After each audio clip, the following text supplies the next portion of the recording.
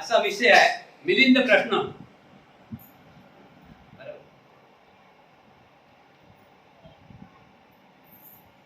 मिलिंद प्रश्न आजचा विषय आहे महाप्रजापती गौतमीचे वस्त्रदान। महाप्रजापती गौतमीचे वस्त्रदान। बनते नाक्षण भगवंतांची मावशी महाप्रजापती गौतमी ही जेव्हा भगवंताला वर्षवासाकरिता चिवरदान देण्यासाठी आली तेव्हा त्यांनी तिला सांगितले होते की हे गौतमी, हे चिवर तू संघाला दान कर, त्यामुळे माझी ही पूजा करण्याचा तुला मान मिळेल। बनते यावरून असे दिसून येते की तथागत बुद्ध हे संघ रत्नापेक्षा श्रेष्ठ व अधिक पूजनीय नव्हते का की त्यांनी त्यांच्या मावशींनी प्रजापती गौतमीनी स्वतः रुई तयार करून सूत काढून वस्त्र विणून ते स्वतःच कापून व शिवून तयार केलेले चिवर भगवंतांना दान करण्यासाठी आणले असता ते स्वतःच न स्वीकार करता संघात द्यावयास सांगितले होते। बनते नाक्षण जर भगवान बुद्धांनी स्वतःला संघरत्नापेक्षा महान समजले असते तर त्यांना हे अवश्य समजून आले असते की ते वस्त्रदान संघाला देण्यापेक्षा मला दिल्याने महाप्रजापती गौतमीला अधिक पुण्य फळाचा लाभ होईल। मग त्यांनी ते चिवर स्वतःच स्वीकार केले असते, संघाला द्यावयास सांगितले नसते। बनते नाक्षण मी स्वतः हे वस्त्र घेणे सोबत नाही। बनते नाक्षण मी स्वतः हे वस्त्र घेणे सोबत नाही असे बराबर नाही असा विचार करूनच भगवान बुद्धांनी ते संघाला दान करावयास सांगितले होते की नाही। महाराज, प्रजापती गौतमीने आणलेले चिवर दान द्यावयास आपण आपण अपात्र आहोत किंवा संघापेक्षा आपले महत्व कमी आहे असे समजून त्यांनी असे केले नव्हते, तर असे केल्याने संघाची प्रतिष्ठा वाढून इतर लोकांपेक्षा संघात योग्य सन्मान करीत हे जाणून त्यांनी ते चिवर संघात अर्पण करावयास सांगितले होते।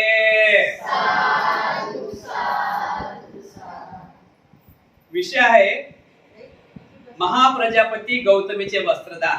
वस्त्रदान म्हणजे चिवड। तथागत भगवान गौतम बुद्ध ज्यावेळी वर्षवास करत होते आणि आजही वर्षवास आपण कठीण चिवरदान म्हणतो ना, तेच हे कठीण चिवरदान आहे। आपण कठीण चिवरदान म्हणतो ना, हेच ते कठीण चिवरदान आहे। त्याचा आपण अर्थ समजून घ्या। कठीण चिवरदान म्हणजे काय? तथागत भगवान गौतम बुद्ध वर्षवास करत होते आणि 3 महिने झाल्यानंतर ते आपल्या या विहारातून दुसऱ्या विहारात जात होते। तर त्यावेळी त्या ठिकाणच्या उपासिका किंवा त्या नगरातल्या त्या जिल्ह्यातल्या उपासिका जे जागृत आहेत ते आपल्या स्वतःच्या हाताने चिवर विणून, स्वतः कापूस काढून स्वतःच्या हाताने चिवर विणून धागा विणून आणि ते शिवून सावून भगवान बुद्धाची वाट बघत होते की भगवान बुद्ध कधी येतील या रस्त्यानं आणि त्यांना कधी चिवरदान करावं। अशाच प्रकारे सिद्धार्थ गौतमाची मावशी महाप्रजापती गौतमी गौतमीच्या मनात असा विचार आला की आता 3 महिन्याचा वर्षवास आषाढ पौर्णिमा आता जवळ आलेली आहे, म्हणून त्या आईने 1-1.5 महिन्यापासूनच चिवर कापूस तयार केला, धागा तयार केला, शिवण सावण कपडा चिवड शिवून सावून त्याला कलर मारून ते चिवड तयार केलं। ते चिवड तयार केल्यानंतर खूप सुंदर हाताने चिवड तयार केलं ना, आणि त्या आईला असं वाटलं की महाप्रजापती गौतमीला असं वाटलं की आपण हे चिवर खूप कष्टानं तयार केलेलं आहे आणि आपण हे चिवर सिद्धार्थ गौतमास दान देऊया। भावना कुठे झाली? सिद्धार्थ गौतमास दान देऊया म्हणून त्या ठिकाणी ते दान घेऊन आले। दान घेऊन आल्यानंतर चिवर दान घेऊन आल्यानंतर माझ्या चिवर डोक्यावर घेणार लागते। चिवर कुठे घ्यावं लागते? डोक्यावर। परातमध्ये भांड पडता मोठ्या बर्तनामध्ये काय म्हणतात त्याला, परातीमध्ये चिवर डोक्यावर घेऊन आली आणि खाली ठेवलं चिवर आणि तथागतांना 3 वेळा पंचांग 3 वेळा पंचांग प्रणाम केला आणि हात जोडून गौतमी म्हणतात की बुद्धो, हे मी तुमच्यासाठी चिवर आणलेलं आहे हे मी तुमच्यासाठी चिवर आणलेला आहे, या चिवरचा तुम्ही स्वीकार करा.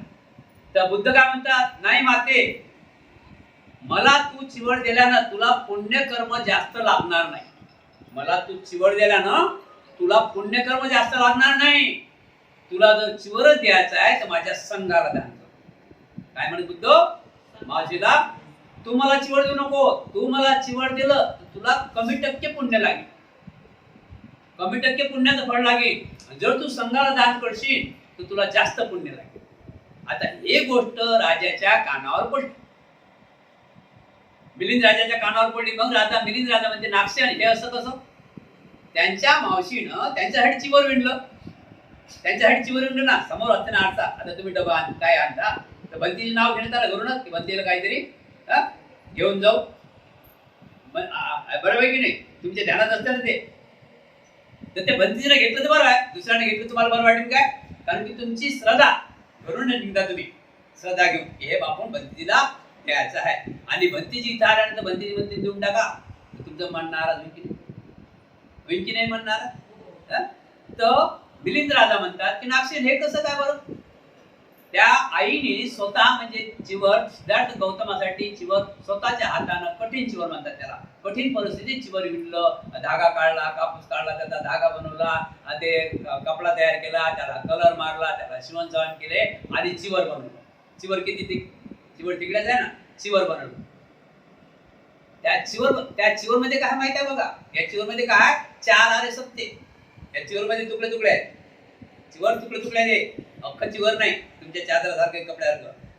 की चिवर मध्ये तुकडे तुकडे आहेत, त्यामध्ये आहेत 4 आरे सत्ते आणि 10 पारमिता, दान पुण्य शील प्रज्ञा, असे 4 आरे सत्ते. म्हणजे जगामध्ये दुःख आहे, कोणी नाकारू शकत नाही.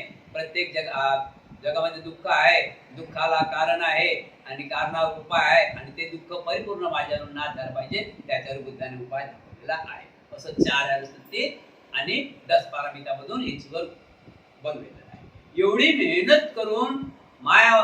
मेहनत करून गौतमीने, महाप्रजापती गौतमीने ते चिवरची विनंती केली.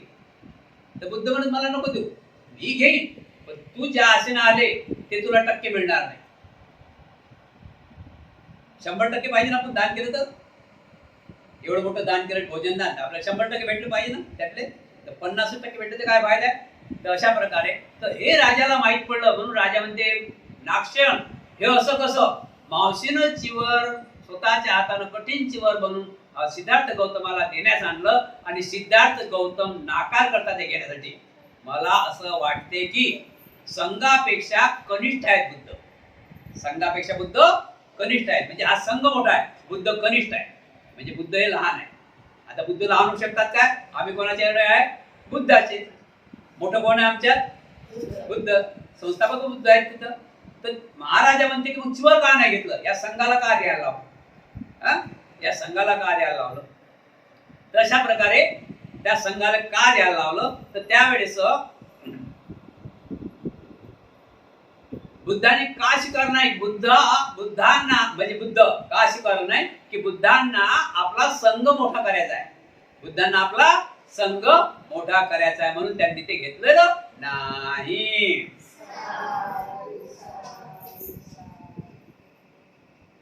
पुढच्या भागात अजून विषय आहे आजची म्हणता. दुसरी गोष्ट, ज्या या वर्षामध्ये भिक्खू संघाला चिवर दान करतात. काय दान करतात, चिवर दान करतात. असंच चिवर दान काही उपासकाने तयार केला, विचार केला की आपण आता तुम्ही एक विचार केला आणि तुम्ही मला चिवर देता, बरोबर आहे की नाही. तर तुम्ही चिवर देता तर तुम्ही तुमचं चिवर आम्ही तसं घेत नाही. त्याला गाथा म्हणजे माहिती काय, आम्ही तुम्ही चिवर दिल्यानंतर आता तुम्ही फक्त बंदे दंबोरीच्या नावाने चिवर आणता, मी तुमचे चिवर स्वीकारत का स्वीकारत नाही. तर बघा काय त्याची विधी काय, आम्ही तुमच्याकडून म्हणून घेतो इमं ईदं, तुम्हाला म्हणायला लावतो आम्ही, म्हणा ईदं चिवरं दानं अष्टपुरस्कार दानं भोजनं दानं द्रव्य दानं अल्पहार दानं बुद्ध पमुकस्स भिक्खू संघस्स देव. किती वेळा? 3 वेळा. काय बोलले तुम्ही? मी हे चिवर, हे आर्थिक दान, हे भोजन दान, हे अष्टपुरस्कार दान भिक्खू संघात देतो. मला दिलं का तुम्ही? नाव कोणाचं आहे? माझं नाव. तुम्ही कोणाचं नाव आणलं? भंतीजीला आपण चिवर देतो, पण ते भंतीजी स्वीकारत नाही. कारण भिक्खूचं चिवरच नाही ते. तुम्ही स्वतः म्हणले ना, मी हे चिवर भंते धम्मवर तुम्हाला दान करतो. म्हटलं का? नाही, आपल्या धम्मातच नाही, तो पाठच नाहीये. तुम्हाला सरळच म्हटला की भिक्खू संघाला मी दान करत आहोत.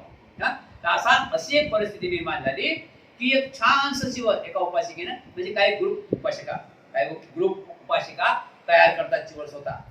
विनून तर चंद्रपूरला मी बघितलं चिवर. मी गेलो होतो चंद्रपूरला कठीण चिवर जाण्याच्या वेळेस, भंते भदंत ज्ञान ज्योतीकडे चंद्रपूरला. तर त्या ठिकाणी रात्रभर आमचं परित्रण पाठ झालो. आणि तिथे काही उपासिका 25-30 उपासिका त्याचे नाव लिहिले असतात. त्यांनी कपडा आणला, मोठा टोप ठेवला, आणि चुला केला, आणि त्या चुलावर टोप ठेवला, तिथं शिवला. ते उपासिकाने तुकडे तुकडे केले, 4 आरे 7 10 पारमिता, ते शिवलं. आणि कोणत्या तरी झाडाचा पाला होता असा, साल. ते मी काही झाड विचारलं नाही, ते आम्हाला टाइम नसते तिथं. फक्त मी बघितलं, मी जात फिरत होतो. ते पाला, तो साल टाकली त्यात झालं लाल पाणी, आणि त्यामध्ये ते चिवर उतरलो. त्यामध्ये ते चिवर थंड झाल्यानंतर टाकलं, आणि सकाळी घडी करून आम्हाला भिक्खू संघाला चिवर दान केलं मोठ्या बंदीनं. समजलं ना किती कठीण? रात्रभर गेले त्याचे. तर असंच चिवर आता मतलब आहे. तर असंच चिवर, एक चिवर आनंद बंदीजीकडे आलं. आनंद बंदीजीकडे चिवर आलं, आणि त्यांना खूप पसंत पडलं. की हे चिवर खूप चांगलं आहे बाबा, मला चांगलं वाटते, खूप चांगलं आहे. त्यांनी स्वतः आनंद वाटला. त्यांना आनंद बंदीजीला आनंद वाटला की बरं झालं चिवर भेटलं. काही थोडं असतं ना माणसाच्या, आहे ना. तुमचे कपडे घेतात, तुम्हाला हे नाही ते पाहिजे, आहे की नाही. तो असं त्यांना ते चिवर आवडलं. काही उपासिकांनी त्यांना ग्रुप नव्हतं, आनंद बंदीजीला ते चिवर आवडलं. तर त्यांनी काय केलं, ते चिवर घडीची घडी ठेवून, गाठात म्हणते घडीची घडी ठेवून ठेवली. सकाळी आपण आता आंघोळ केली की चिवर बदली करूया. रात्रभर त्यांना झोप नाही आली. का झोप नाही आली? रात्रभर त्यांना झोप नाही आली. त्यांना विचार केला, आता आपली चिवर सकाळी घालूया. माहिती आहे ना, तुम्ही आणून बघा ना काही, कधी घालू कधी नाही, कधी आहे ना, आहे की नाही. तर सकाळी घालू, आणि तसेच ते त्यात विचारात चालले, सकाळी चिवर घालू असा विचार केला. सकाळी चिवर घालू आंघोळ करून. तो रात्री त्यांना झोपत आली नाही. मग त्यांना माहित पडलं, अरे एवढं मोठं सुंदरसं चिवर मला दिलं नाही या लोकांनी. भिक्खू संघ असं दे, मग मी भिक्खू संघात दान करत आहोत. त्यांना आठवण आली, मग संघाशी काय असं करता येत नाही ना. म्हणून त्यांनी काय केलं, आता थोडं तर निराश होईनच ना. मग त्यांनी काय केलं, सकाळी उठल्यानंतर आपलं आंघोळ केली, दुसरं चिवर घातलं, आणि ते चिवर महासवीर सारीपुत्ताकडे नेलं. सारीपुत्त सेनापती होते. आता ते चिवरच तसं आहे, बरेचसे चिवर असे आहेत आमचे काही तिथे बघा वाटतात, चमचमतात, बुद्ध घाल बघा असं. चिवरच तसं होतं ना. जसं या आनंद बंतेजीनं सारीपुत्ताकडे गेलं, सारीपुत्त बंतेजी त्या नजर बसली. क्या बात, चांगले नजर बसेल ना, क्या बात आहे. आणि आणलं, आणि आनंद बंतेजी म्हणतात, बनते सारीपुत्त, मी हे आपल्याला दान करत आहोत. मी आपल्याला हे संघाला दान करत आहोत. त्यांनी चिवर घेतलं, आणि त्यांना पण आनंद झाला. आणि आलं तेच तुम्हाला दिलं. कोण दिलं? अमुक उपासिकांनी संघदानामध्ये दिलेलं आहे, संघासाठी दान. आता संघासाठी दान म्हटल्यावर त्यांनी असं रातभर विचार केला की आपल्याला हे चिवर नको, आपलं नावच नाही त्यात. आनंदाला भेटलं, आनंदानं मला दिलं, माझं नाव नाही, माझ्या नावानं आलंच नाही चिवर, संघाच्या नावानं आलं. मग आता काय करावं? सारीपुत्तांनी काय केलं, त्यांचा मित्र महामोगल आहे, त्यांच्याकडे सकाळी गेले चिवर घेऊन. आणि चिवर चमकेच ते चिवर कसं होतं, गेले महामोगलांनी चिवर बघितलं, एकूच झाले. क्या बात आहे. एका वर्षातून 2-3 चिवर पाहिजे. एका वर्षातून किती कपडे बदली करायला लागतात? आपल्याला काय समजलं ना, आपल्याला 3 चिवर एका वर्षातून. कधी 2-2 वर्ष चालतात. आपापल्या इच्छेनं काय बदली करायला काय गरज पडली आहे ना, सही बात आहे ना. तर काय गाडी चलवली, काय गरज आहे का? तर अशा प्रकारे महामोगलायन भंतीजीचं चिवर गेलं. आणि तिथं सारीपुत्त गेले चिवर घेऊन आणि ते सांगितलं बनते मी तुम्हाला म्हणजे बनते हे संघाला चिवर दान आलेलं आहे, हे संघाला चिवर दान आलेलं आहे, हे मी तुम्हाला दान करत आहोत. हे खुश झालं ना, चिवर तसं होतं ते खुश झाले. आणि ते खुश झाल्यानंतर ते पण रातभर मग सकाळी आपण उठो आंघोळ करून चिवर घालू, आंघोळ करून चिवर घालू, आंघोळ करून चिवर घालू करता करता करता त्यांचे ध्यानात आलं की अरे हे चिवर आपलं नाही, हे चिवर आनंदाला दिलं, आनंदानं सारीपुत्ताला दिलं, सारीपुत्ताने मला दिलं नाही, हे चिवर माझं, हे संघाचं आहे. मग संघाचा आहे संघ कोण आहे?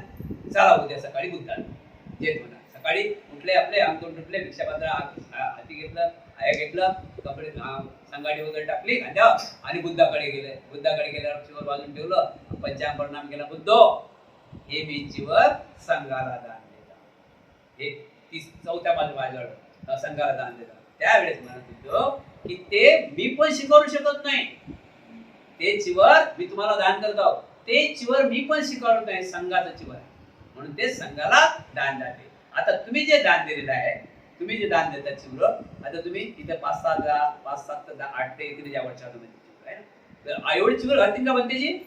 बनतेजी किती चिवर पाहिजे वर्षातून?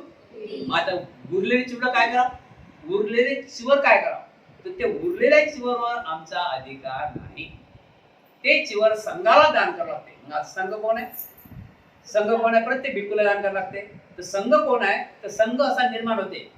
कोणी वेष्णीमध्ये इथे आमच्याकडे ते बनतेजी आमच्या मुलाला 10 दिवस बसवा, कोणी कर्जाच्या पायी इकडे ते बनतेजी हा याचं डोकं चालत नाही, बघितलं तुम्ही याचं डोकं चालत नाही, याला 10 दिवस तुमच्याकडे बसवा. असं म्हणत नाही की बनतेजी हा इंजिनियर आहे माझा मुलगा, याला 10 दिवस तुमच्या जो बसा, असं हे म्हणतच नाही. बनतेजी हा वकील आहे माझा मुलगा, याच्यावर 10 दिवस बसा नाही. जो कामातून गेला त्याचं डोकं चालत नाही, काय हे झालं ते झालं तर म्हणतात बनती 10 दिवस सांभाळ.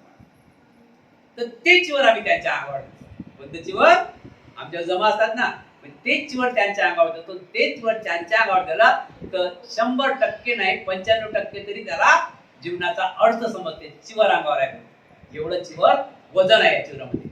चिवर कपडा दिसते जरूर, यात लय वजन आहे, यात लय वजन आहे, याला चालता येत नाही, बोलता येत नाही, एवढं मोठं वजन आहे या चिवरचं आहे, म्हणजे याच्या गुणाचं आहे.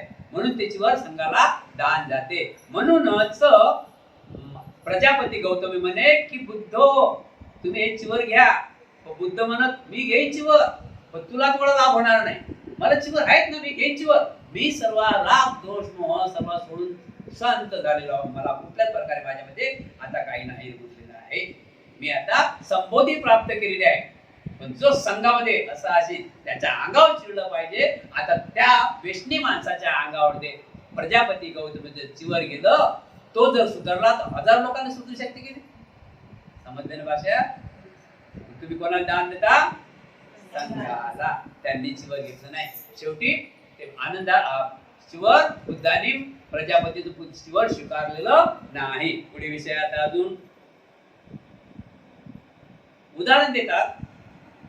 नागसेन म्हणते जी उदाहरण देतात त्या चिवरचं अजून की महाराज तुम्ही म्हणता की मग प्रजापती गौतमीने त्यांची मावशी गुरुती चिवर आणलं हाताने विणून तरी बुद्ध घेत नाही, म्हणजे मला असं वाटतं की बुद्धांची लायकी नाही, संघापेक्षा बुद्ध मोठे नाही, तर बुद्धांची लायकी नाही. अशाच भाषेत बुद्धांची लायकी नाही, कनिष्ठ आहेत बुद्ध, संघ मोठा आहे. त्यावेळेस आता सारीपुत्त भंतेजी महाराजांना समजावून सांगतात. महाराज पिता स्वतःच आपल्या पुत्राची स्तुती अधिकारी कारकून शिपाई सेनापती व इतर प्रतिष्ठित व्यक्तीजवळ आणि राजाजवळ देखील करीत असतो. महाराज तुम्ही लक्षात ठेवा की तथागत भगवान गौतम बुद्धांनी प्रजापती गौतमीचं चिवर का स्वीकारलं नाही. तुम्ही लक्षात ठेवा का स्वीकारलं नाही. तर एक आपला पिता आपले वडील राजाजवळ म्हणा, कोर्टात म्हणा, मित्राजवळ म्हणा आपल्या मुलाची स्तुती करतात ना. असं म्हणतात की माझा मुलगा खराब आहे म्हणून, तो खराब असला तर त्याची स्तुती करतात. राजाजवळ, दुकानाजवळ, मित्राजवळ माझा मुलगा असा स्तुती करतात.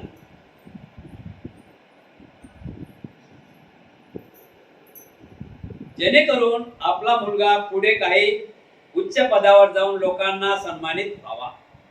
त्याची स्तुती का करतात मुलाची? की जेणेकरून आपला मुलगा पुढे चालून तो लोकांना सन्मानित व्हावा. म्हणजे तो आदरणीय वाटावा म्हणून. असे करण्याचा हाच एक मात्र त्यांचा उद्देश असतो. महाराज याचप्रमाणे संघाची प्रतिष्ठा राखून लोकांनी भविष्यात अशा महान संघाला योग्य प्रकारे सन्मान द्यावा. महाराज तथागतांनी का चिवर घेतलं नाही, का संघाचं नाव दाखवलं की संघाला असं मी चिवर घेतलं तर नाही, संघाला चिवर देणं ते संघाला त्याच्या अंगावर जाईल. मग संघ हा संघाची सन्मान वाढावा, संघ हा आदर्श व्हावा, आवडणीयो पावणीयो दखणीयो अंजली करणीयो. संघ हा पाहुणचार करणारा कसावा, अवचार करण्याला असावा, संघ हा घरी बोलवणारा कसावा, संघ हा आदर्श असावा. म्हणून मी ते चिवर घेतलेलं, त्यांनी चिवर घेतलं नाही. म्हणजे त्यांना संघ मोठा करायचा आहे. जसा वडील आपल्या मुलाला सन्मानित लोकांसमोर राजासमोर जातो, माझा मुलगा खूप चांगला आहे, माझा मुलगा असा आहे, माझा मुलगा तसा आहे, माझा मुलगा आदरणीय आहे. त्यांचा मित्र कोणी भेटला तर त्यांनाही सांगते माझा मुलगा असा आहे. त्याच्या मुलाची वाहवाह करतात वडील. कारण का की माझा मुलगा अजूनही पुढे सन्मानित व्हावा याकरिता. जेणेकरून लोकांचे कल्याण होईल व मंगल उद्देशानेच लोकांवर अनुकंपेचे पाखर धरणाऱ्या तथागत बुद्धाने आपल्या काळातच संघाला प्रतिष्ठा मिळवून दिली. म्हणूनच भगवान बुद्धांनी सांगितले होते की हे गौतमी, हे वस्त्र तू संघाला अर्पण कर, त्यामुळे मी स्वतः धन्य होऊन संघ ही प्रतिष्ठा होईल. महाराज केवळ ते वस्त्र संघाला द्यावायला लावले म्हणून संघ भगवान बुद्धापेक्षा महान व श्रेष्ठ ठरू शकत नाही. समजणे भाषा? वडील आपली मुलाची किती प्रशंसा करतील, माझा मुलगा असा आहे तसा आहे म्हणून. मुलापेक्षा वडिलापेक्षा मुलगा श्रेष्ठ आहे का? प्रत्येक मुलाला आई वडिलांना वाटते की आपला मुलगा अशाच प्रकार झाला पाहिजे, तशा प्रकार झाला पाहिजे. म्हणून तथागत भगवान गौतम बुद्धांनी प्रजापती गौतमीचं शिवर स्वीकारलं नाही. सांगितलं की संघाला द्या, संघाचा मान भाऊ झाला पाहिजे. संघ हा महान आहे, संघ हा लोकांसाठी झटत आहे, लोकांच्या सुखासाठी, हितासाठी, कल्याणासाठी झटत आहे आणि त्या संघाला दान करा. संघाला असं कोणी म्हटलं नाही पाहिजे की या संघामध्ये हा असं का भिक्खू, भिक्खूचं नाव राहिलं पाहिजे. भिक्खू कसा निर्माण असला पाहिजे, कसा झाला पाहिजे. आता तुम्ही सन्मानित करसाल तर भिक्खू तसा निर्माण होते. आणि तुम्हीच काही संघामध्ये भिक्खूला काही हे करसान म्हणजे बघ, मी नेहमी सांगतो मला, एखादा व्यक्ती पागल नाही, जर त्याला पागल म्हटलं तर तो जास्त पागल. कारण त्याला माहिती आपण गुन्हा केलं कोणा, गुन्हा केला आपण कोणा पागल. म्हणून जेवढा तुम्ही समोरच्याला सन्मान देसाल तेवढा तो अजूनही सन्मानित होते. जेवढं तुम्ही समोरच्याला सन्मान देसाल तेवढा तो अजूनही सन्मानित होते. म्हणून ते चिवर घेतलेलं नाही. दुसरा विषय अजून माता पिता पुत्राची आंघोळ करून देतात. आई वडील मुलाची आंघोळ करून देतात ना. महाराज माता पिता आपल्या पुत्राला आंघोळ घालून देतात. त्याचे केस धुवून विसरून त्याला नीट वस्त्र घालून देतात आणि मुलाला भेटून आनंदित होतात. यामुळे ती मुले माता पित्यापेक्षा महान व श्रेष्ठ ठरतात का? आई वडील आपल्या मुलांना आंघोळ करतात, कपडे घालतात, त्याला सरळ शिकवतात, म्हणून त्याची मुलाची सेवा केली तर आई वडील कनिष्ठ ठरतात का? ते महान ठरतात. कारण की आपला मुलगा उंच पदावर गेला पाहिजे, आपला मुलगा सन्मानित झाला पाहिजे. तेच तर आनंद आहे वडिलांना. प्रत्येक आई वडिलांना काय वाटते की माझा मुलगा अनेक ठिकाणी नोकरी लागावा, माझा मुलगा चांगल्या प्रकारे शिकावा, माझ्या मुलांनी चांगल्या प्रकारे त्याच्या इच्छेनं लग्न करून घ्यावं, माझ्या मुलांनी बंगला घ्यावा आणि त्यात आम्हालाही सांभाळून घ्यावं, अशी सर्वांची इच्छा आहे ना. जीवनच आहे, जीवनच आशेवर आहे ना. जीवन कशावर आहे? आशेवर. नाही बनते मुलांची तशी इच्छा असो किंवा नसो, माता पिता आपल्या इच्छेनुसार ते करीतच असतात. मुलाची इच्छा तर नसते आंघोळ करायची, मुलाची इच्छा तर घडते आंघोळ करायची. मुलगा म्हणते काय की आई, लहान मुलगा 2 वर्षाचा म्हणते काय की आई पाणी तापलं काय मी आंघोळ करतो. नाही, त्याला धरून, काहून की तो अज्ञान आहे ना, त्याला धरून आणायला लागते, त्याला आंघोळ करायला लागते, त्याला साबवायला लागते, बरोबर आहे की नाही. आणि त्याला कपडे सुद्धा घालून द्यावा लागतात. अशा प्रकारे मुलाची इच्छा नसते तरी आपलं कर्तव्य पार पाडण्यासाठी आई वडील त्याची अशा प्रकारे काळजी घेतात.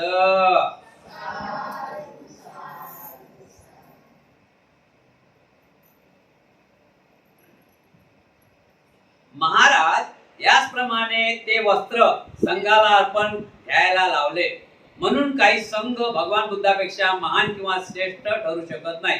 संघाची तशी इच्छा असो वा नसो, परंतु भगवान बुद्धांनी आपल्या इच्छेनेच ते वस्त्र संघाला अर्पण करायला सांगितले होते. संघाची इच्छा असो की नसो, पण संघाला दान द्यावं वाटलं की ना, संघाची इच्छा असो की नको, बुद्धांनी संघाला दान करायला सांगितलेलं आहे. म्हणून त्याला काय म्हणतात, कठीण चिवळ दान. आता येणाऱ्या 21 तारखेला म्हणजे आषाढ पौर्णिमेला पासून कठीण चिवळ दान सुरू होते. एक दान दिले म्हणजे बुद्ध सांगतात की चिवळ दान करणे म्हणजे खूपच मोठं काम करणे. ते चिवळ कोणाच्या अंगावर पडली सांगता येत नाही, आणि त्यात व्यक्तीच्या अंगावर पडलं आणि त्यानं काय चांगलं काम केलं तर ते कुशल कर्म कोणाला लागते, चिवळ देणार लागते ना, कळत न कळत ते कुशल कर्म त्याला लागते. आता दुसरी विषय आहे राजाची भेटवस्तू. राजाची भेटवस्तू. महाराज एखाद्या राजाला काही भेटवस्तू दिली आणि ती वस्तू राजाने दुसऱ्या कोण्या शिपायास, राजदूतास, सेनापतीस किंवा पुरोहितास दिली तर एवढ्याने ती वस्तू राजापेक्षा महान व श्रेष्ठ ठरू शकते काय? आता एक राजाला आपण दान दिलं, काहीतरी भेटवस्तू दिली, देतात ना बड्डे वगैरे भेटवस्तू, तर ते राजाने ठेव की नाही ठेव, राजाने समजा दुसऱ्याला दिली, तर त्या मालक तो कोण आहे, भेटवस्तूचा राजाचा आहे. जरी त्यांनी त्याला दिली, मालक कोण आहे, राजाचा आहे. म्हणून त्या समोरच्या एका नौकराला दिली म्हणून राजा कनिष्ठ आहे का? मग तो मालक तोच होता ना, त्याने तर दान दिली. मग आपण या चिवटचा मालक कोण होता? प्रजापती गौतमीने विणलेल्या चिवटचे मालक कोण होते? सिद्धार्थ गौतम. पण त्यांना कोणाला मोठं करायचं होतं? संघाला. म्हणून संघाला दान देण्यासाठी असं नाही म्हणते. राजापेक्षा महान कसा ठरू शकेल? ती व्यक्ती तर राजाकडूनच पगार घेऊन आपला उदरनिर्वाह चालवते. मग राजानेच त्या व्यक्तीला त्या स्थानावर नेऊन ती वस्तू सुद्धा बक्षीस म्हणून दिली. महाराज याचप्रमाणे ते वस्त्र संघाला दिल्यामुळे संघ बुद्धापेक्षा महान किंवा श्रेष्ठ ठरू शकत नाही. ते चिवर संघाला दिली म्हणून बुद्धांना कमी लेखता येत नाही. बुद्ध श्रेष्ठच आहे. भगवान बुद्ध संघाचे आश्रयस्थान असून संघ त्यांचा सेवक मात्र आहे. संघ सेवक आहेत ना, गुरुचे सेवक आहेत ना. संघ आहे गुरुचे सेवक आहेत ना. संघ कोणाचे सेवक आहे?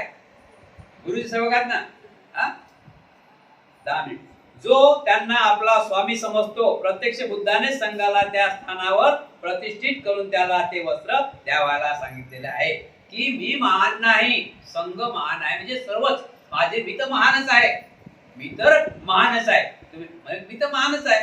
तुम्ही चिवड द्या नका देऊ, पण माझा संघ महान झाला पाहिजे. जसं आई वडिलांना वाटते की बाप से बडा बेटा होना म्हणताय, बापापेक्षा बेटा हुशार पाहिजे ना, अशासाठीच ना. कसं बघा याच्यामध्ये विषय बघा कसा बघा. आईचा बापात फरक बघा. आईचा बापात फरक बघा. आई आणि बापात फरक बघा.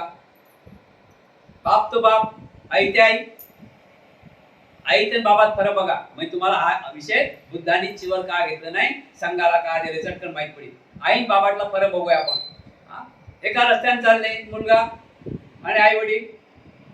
मुलगा आणि आई वडील जंगलातून चालले. तर आईने काय केलं, मुलाला आपल्या काकीत घेतलं. लक्षात ठेवा, विषय लक्षात ठेवा. चिवर तुम्हाला बुद्धांनी का घेतलं, संघाला का दिलं, याच्यावर माहित पडलं पाहिजे. तर एक पती पत्नी, एक मुलगा आता चालले एका शहरात चालले. ते काय शहर काय इथूनच चालू होते काय? या रस्त्यातून जावं लागेल ना, खेड्यापाड्यातून. तर शहरात चालले. मग शहरात चालले तर शहर आता 2 किलोमीटर अंतर आहे. एक खेड्या गावातून निघाले तर आईच्या काकीत बाळ आहे. कुठं आहे? आईच्या काकीत बाळ आहे. तो काय पाहुण्याला झाड होतो. आईच्या काकीत बाळ आहे ना, तो काय पाहुण्याला झाड धुलं. बापाला आता असं म्हटलं, बापाला घेऊ दे घेऊ दे घेऊ दे घेऊ दे. मग बापाची पाळी आली. पाळी येत असते ना, अर्धा घंटा तुम्ही घ्या, अर्धा घंटा मी घेतो. एवढं आहे की नाही? मुलगा जरा आहे ते ठीक आहे ना, मुलगा जरा समजलं की नाही. तर बापाने मग आलं, बापाची पाळी आलं, शेळ जोड आलं आणि बापाची पाळी आली. घ्या म्हणायचं बाळाला. बाळ ढोळक बाळ, समजलं बाळ कसं होता? बाळ खऱ्या परिपूर्ण बाळ होता. समजलं ना, तिला असा समजलं की बाळ कसा होता. मग घ्या म्हणे बाळाला. मानात लागेल कानून टू कानून, कानूनच्या पुढे नाही जाय. 1 घंटा मी घेतलं ना, त्याला घ्या. मग आता बापाने घेतलं. बापानं काय घेतलं? बापाने घेतलं तर बापानं काठीत नाही घेतलं, कडेवर म्हणतात ना, बापानं कडेवर नाही घेतलं. बापाने काय केलं? डोक्यावर बसवलं. बापानं खांद्यावर बसवलं. खांद्यावर बसवलं. मग कसं मी तर असं, तू फक्त हे झाड दाखवत आहे तेवढं पुरतं. माझा बाळ माझ्यापेक्षा जास्त उंचीवर त्याला पुरी दुनिया दिसली पाहिजे. हे शेड त्याला दिसलं पाहिजे. समजलं ना? बापाचा आई परत आई कुठपर्यंत? पाणी कुठपर्यंत? बापाची इच्छा काय होती की मी तर जग बघितलं, आता माझ्यापेक्षा 2 फूट अजून वर जग, 2 फूट अजून वर बघ, आणि 2 फूट अजून वर बघ, आणि तू माझ्यापेक्षाही हुशार बन. म्हणजे समजलं ना? सिद्धार्थ गौतमाने प्रजापती गौतमीचं चिवर का घेतलं नाही? मला संघ मोठा करायचा आहे, संघ मोठा करायचा आहे, आदरणीय करायचा आहे, सन्मानित करायचा आहे. महाराज त्यावेळी भगवान बुद्धांच्या मनात असा विचार आला की संघ सदा सर्वदा पूजनीय होण्यास पात्र आहे. संघ सदा सर्वदा पूजनीय होण्यास पात्र आहे ना? संघ पात्र पूजनीय होण्यास संघ पात्र आहे की नाही? संघाची चाल कशी? भिक्खूची चाल बघितली का रस्त्यानं कधी? भिक्खू रस्त्यानं कोणी बघितली? हातवर करा. कसे चालतात?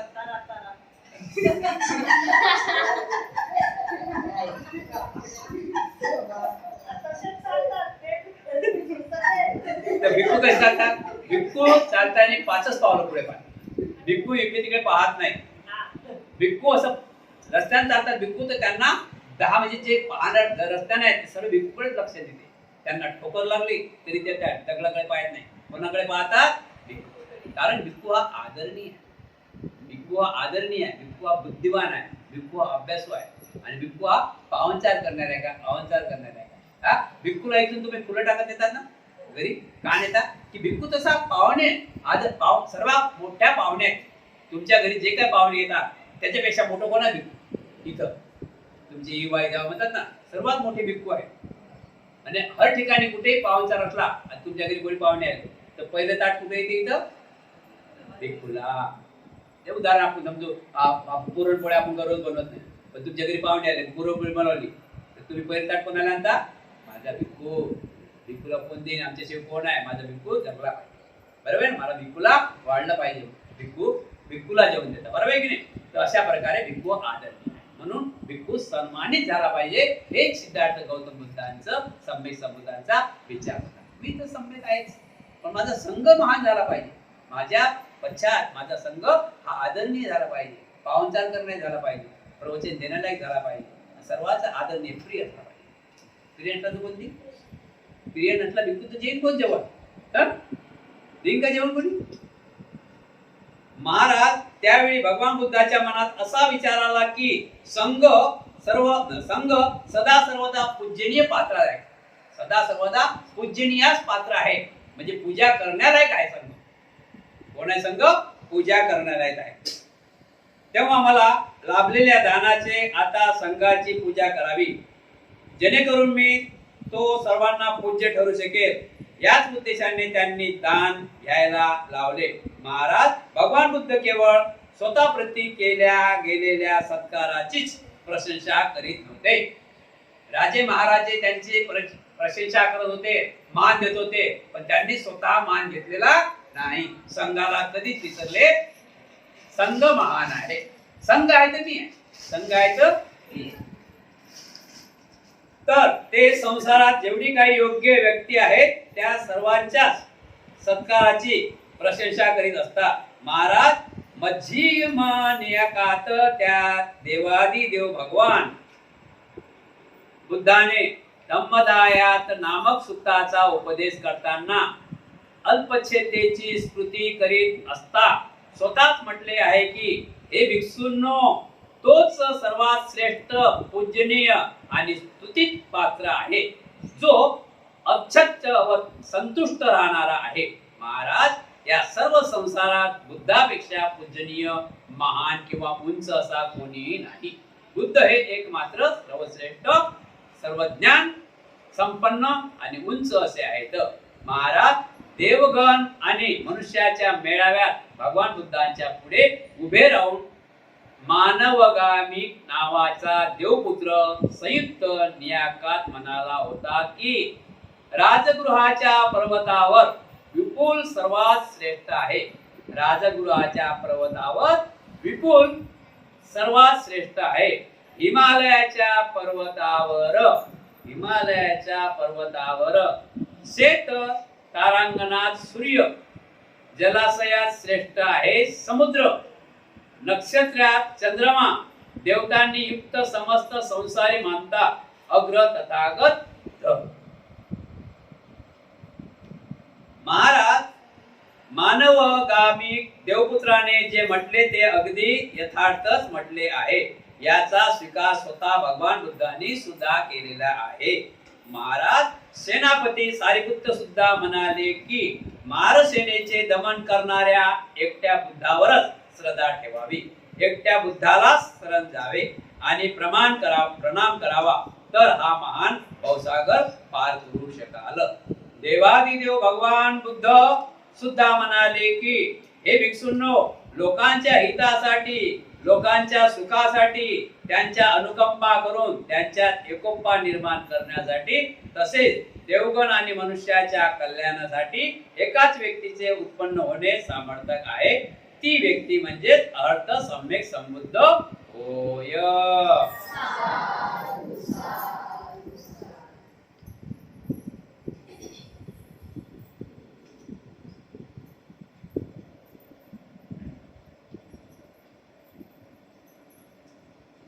समजलं ना? चिवर का घेतलं नाही?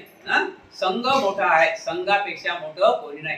आणि आपली संघ म्हणजे आपण पण संघ आहे. आपला कोणता संघ आहे आता? उपासिका संघ. आणि हा कोणता संघ आहे? उपासक संघ.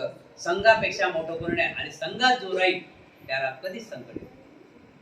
बघितलं का कोणाचं डोंगराव एकटं घर आहे? का राहू शकत नाही डोंगराव? की बघा, एक दुसऱ्याला द्या की नको देत, पण संघात राहणे गरजेचं आहे.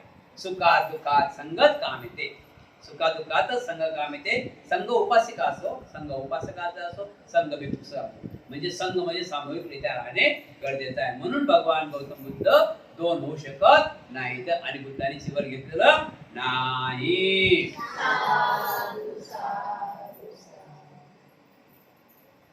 उद्याचा विषय आहे गृहस्थी राहणे उत्तम की भिक्खू बनणे.